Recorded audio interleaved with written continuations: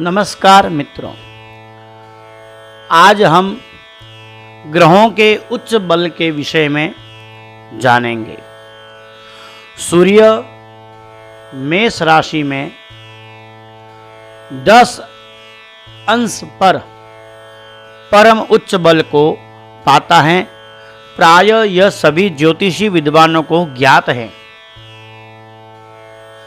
लेकिन सूर्य मेष में ही क्यों उच्च बल पाता है, इसके विषय में हम समझते हैं।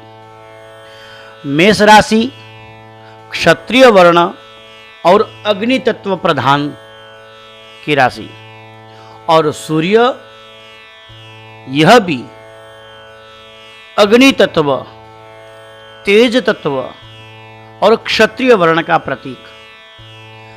जब इन दोनों का आपसी मिलन होता है, संजोग बैठता है, तो सूर्य की ऊर्जा और भी बलवान हो जाती है।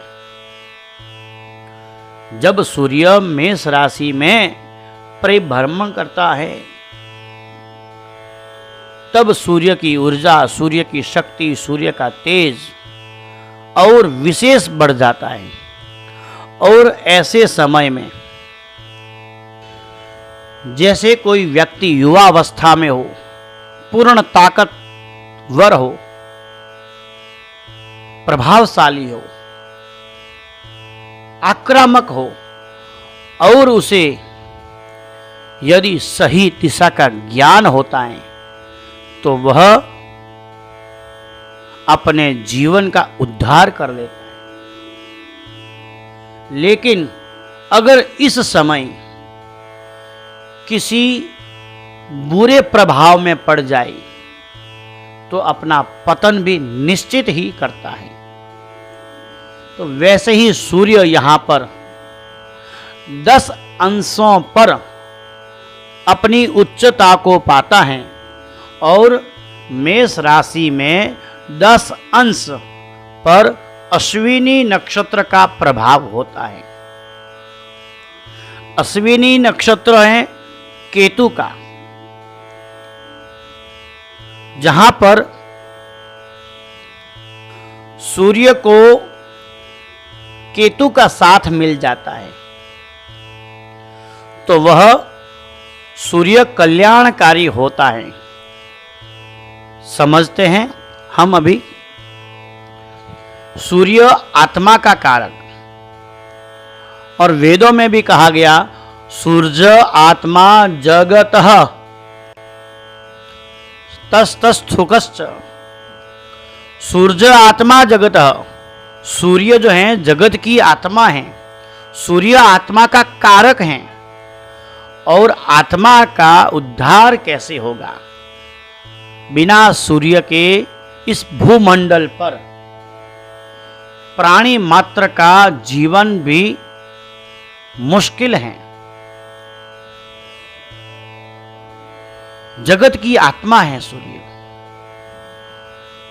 और जैसे आत्मा का कल्याण कैसे हो, यह माया में ही खिला पिला रहे,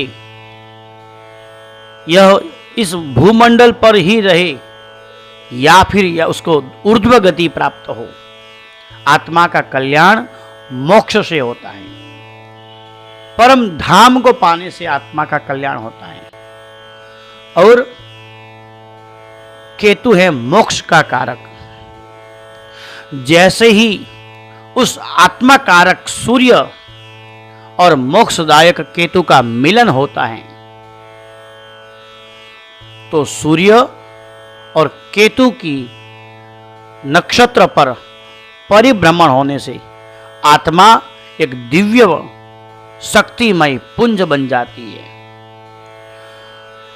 और उस दिव्य शक्तिमय सूर्य की तेजता को व्यक्ति प्राप्त करके वह अपना आत्मक कल्याण करता है। व्यक्ति का कल्याण किसमें है, यह हम सब जानते हैं। न कि भौतिक सुविधाओं में, संपन्नताओं में व्यक्ति का भला होता है।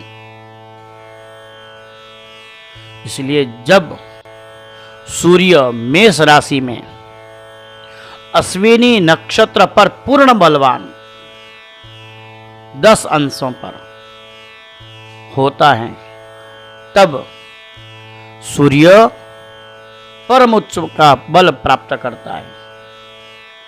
और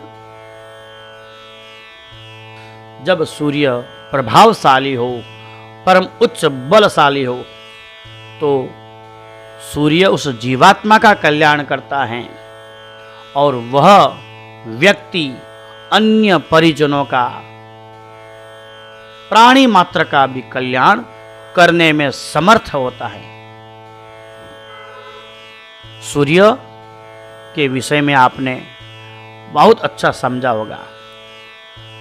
आप हमें कमेंट में लिख कर दीजिए आपको कैसा लगा। अगले नेक्स्ट एपिसोड में हम चंद्र के विषय में जानेंगे। धन्यवाद।